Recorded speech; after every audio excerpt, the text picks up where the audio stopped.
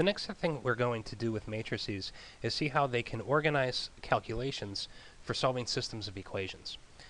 So imagine we have a system of equations like the one shown here, and we want to find the solution for the system. So in this case, since these are equations with two variables, we can imagine that we're trying to find the point where the two lines described by these equations intersect. There are several ways to approach this, and in algebra we learned one method called the addition method. The idea of the addition method is that you can take any equation and multiply it by a constant, so you can multiply the whole thing by a number, or you can take one equation and subtract it from another equation. You can add it as well, but we'll usually think of it in terms of subtracting. So, for example, with this system, the first thing we might choose to do is multiply the top equation by the constant 2. So multiplying this equation by 2 produces this equation. And the reason that we might choose to do that is because now these pieces match. 4x and 4x match, and so we can start to eliminate parts of these equations by doing some subtraction, by subtracting one equation from the other. So let's do that next. So this is the same system we just had after multiplying the first equation by 2. And the next thing I'm going to do is subtract the first equation from the second equation. That way we can cancel this. We can get it to go away. So subtract the new first equation from the second equation. 4x minus 4x gives us 0x. 14y minus 12y gives us 2y. And 26 minus 24 gives us 2. So the point now is the second equation doesn't have any x's in it for us to worry about. It only has y. I'm going to keep writing 0x, and we'll see why when we start using matrices to organize this sort of calculation. But the next thing we would maybe want to do is isolate y, and so we can do that if we divide the second equation by the constant 2. So dividing this whole thing by 2 produces this. Alright, so the next step now, since we've got y isolated in one equation, is to isolate x in the other equation. So this is, again, the same result we just had. The next thing I want to do is get rid of this piece. Now, you might be tempted to multiply the second equation by 12 to make those numbers match, but that's not really necessary. We can save ourselves some work if we leave the second equation the way it is, but subtract a multiple of it from the first equation. So I'm going to subtract 12 times the second equation from the first equation. So I'm not actually going to write out what I get from multiplying this by 12, but going across, I'm going to multiply by 12 and then immediately subtract. So 0x times 12 gives me 0x. 4x minus 0x is 0x. Okay, and then 1y times 12 is 12y. If I subtract that from 12y, I get 0y. And then 12 times 1 is 12. And if I subtract that from 24, I get 12. Now the point here is that now the first equation doesn't have any y in it. And remember, the second equation already doesn't have any x in it. So we're really close to being able to say what x and y equal.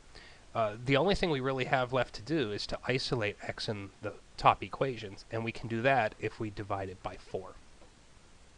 So now you're looking at a system of equations that came from the system we started with, and each equation immediately tells us the value of one of the variables. This first equation, if we simplify it, we don't have to write the 1 in front of the x, and we don't have to write the y's at all because the coefficient is 0. So that first equation is equivalent to just x equals 3, and the second equation is equivalent to just y equals 1.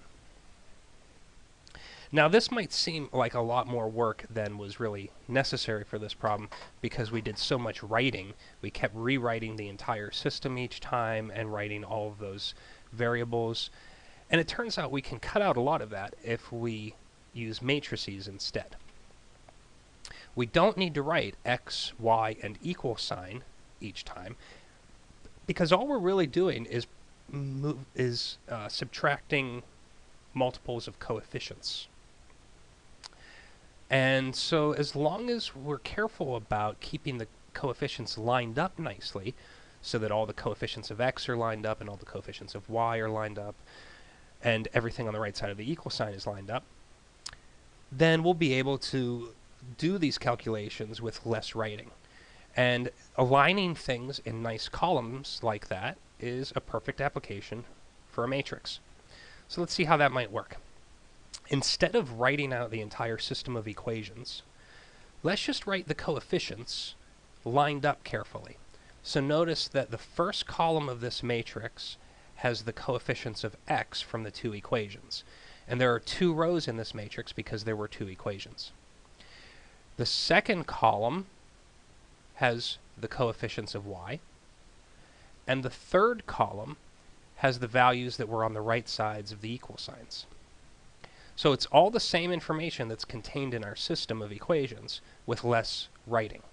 No plus signs, minus signs, equal signs, x's or y's.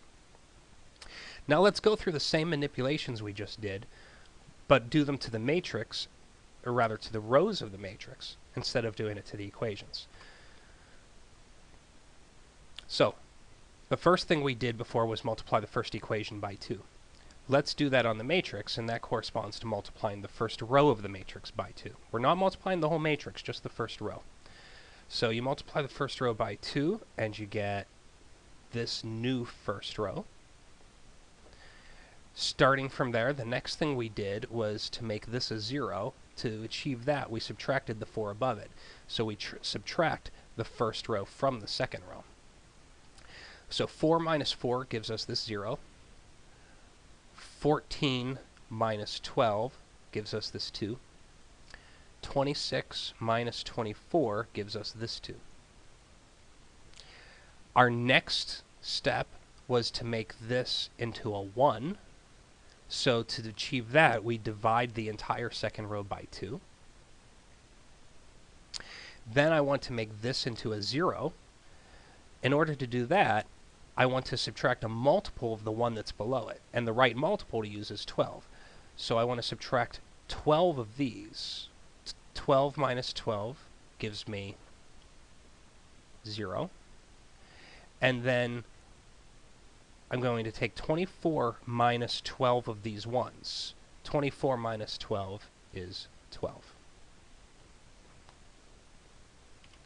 So the last step was to make this 4 into a 1. So we divide that entire first row by 4. And now we're looking at the matrix that corresponds to the system of equations 1x plus 0y equals 3. And the second row corresponds to the equation 0x plus 1y equals 1. And we can see that because of the way we kept all of the coefficients lined up in columns. The first column were the coefficients of x. The second column were the coefficients of y. All right, and from that system, now you can read the final answer. X is 3, y is 1. The same thing we got from the other approach where there was more writing involved. Now, it might also seem like there's more writing than is strictly necessary here, but we're going to see why this is a good way to approach it in order to keep track of everything carefully and in order to be able to interpret our answer easily at the end. Our goal is to end up with a matrix that looks like this, so that we can easily read the first row telling us the value of x, and the second row telling us the value of y. So this process is known as Gauss-Jordan elimination.